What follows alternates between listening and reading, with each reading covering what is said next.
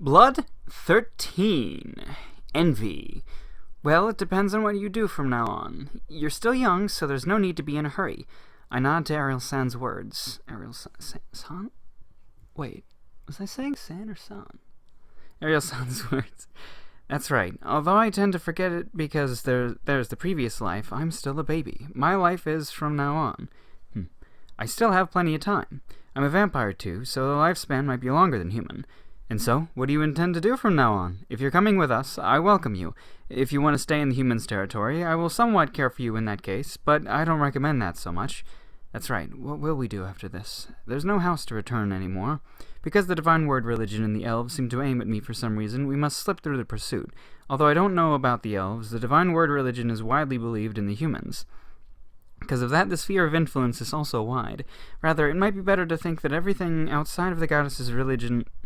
The goddess religion's sphere of influence is the Divine Word religion's range. The goddess religion won't protect me anymore. Rather, if they know that I'm alive, they might present me to the Divine Word religion with pleasure. The position of being chased by both goddess religion and Divine Word religion. As long as I'm the human sphere of living, I can never relax my guard. In addition, Merzovas and I must conceal the fact that we are vampires. Although I was able to live without being doubted because I'm a baby, and it's only me up until now, it won't be like that from now on. Although I never sucked blood in daily life before, it might not be good if I don't suck when I grow up. Something like because I'm a baby now, it's fine even if I don't suck blood. Then, Merzovas has to suck blood. As Ariel-san says, it's not too good to stay in the human territory like this. I think that I can live on by hiding myself, but a life on the run is stress with that alone, and I might face ruin because of a trivial mistake. But nevertheless, how about going to the demon's territory with Ariel-san? I think that Ariel-san can be trusted. Although it's a short association, I think that she is an unexpectedly reliable and truthful person. But even if Ariel-san can be trusted, Shiraori can't be trusted, and it doesn't mean that the demons can be trusted. Although I don't know how is the vampire treated among the demons, can a vampire who's a former human be accepted? In the first place, what are the demons? I'm not a good-natured person who can trust the other party who I have not seen. However, there are no other choices. Ariel-san says that it depends on me and gives me the right to choose, but the way that can be taken is limited. If I refuse Ariel-san's offer here, what's waiting for me is a severe life on the run. In a situation that I can't rely on anyone except Merzovas, I must live on while being afraid of the assassins who might come someday. That's severe. In the first place, because I'm still a baby, I must have someone to protect me for at least a few years. The burden is too much for Merzovas alone. Although I don't want to think about it so much, if something happened to Merzovas in that situation... What will Ariel-san do after this? What will Ariel-san do after this? We will return to the demon's territory leisurely. Then, can we follow you? Oh, did you decide it? No, I'm still hesitating. So, for the time being, could you make it to until the border of the human's territory and the demon's territory? I will decide on the things after that at that time.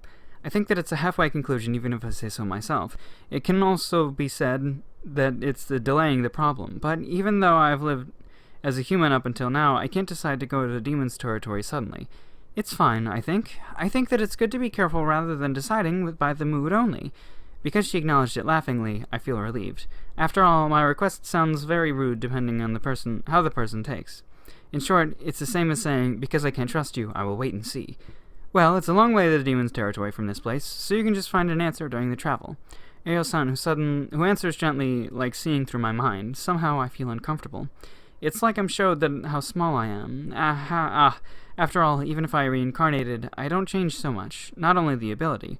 When other people are superior to me, I will have an indescribable inferiority complex, and an unpleasant feeling in my chest by all means. The name of the unpleasant feeling is envy. Why am I like this while the others are like that? When the other people are excellent and it's inconvenient, I will think about such a thing unconsciously. I'm reborn, born in a good house, and my life is from now on. And yet, I'm a vampire, got involved in the war, and my family and house are lost, and I almost died. Why is it always me? Why it's always me? Because I had such a terrible previous life, isn't it fine to make my second life better? The anger that has no place to vent it, the feelings accumulated in the pool transformed into envy by the person who I hated the most appeared in front of me. Even though I'm at the very bottom of misfortune, she had a nonchalant air. I understand it. This is an outburst of anger. It's shameful, and an unsightly act. Even for an instant, it's not the feelings that should be held to my lifesaver. But I can't clear it. I can't sort my feelings. Maybe that's why I acquired the jealousy skill unconsciously. So it's jealousy, but envy, but I don't know, whatever. The level rises day by day, and it's level 7 now. Whenever the voice of God notifies that the level of jealousy rises, I become more irritated, as if my hideous mind is being exposed. Should I tell you about Shiro-chan? About her? After all, she won't say anything willingly. I will tell you about Shiro-chan. I didn't want to know about her particularly, but somehow I felt that I must listen to the story. It's a damn good story. It takes quite a long time to get through the whole thing, but it is quite an interesting story.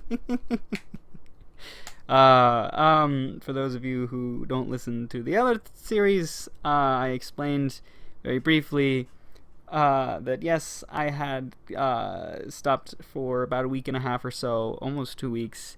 I got a little sick, and then I just got real busy, and then I just got kind of stressed, and just didn't want to for a while, because I started working, and I would just come home tired, and just really not want to, even when I think that I should. I didn't want to, but now I want to again. Yay!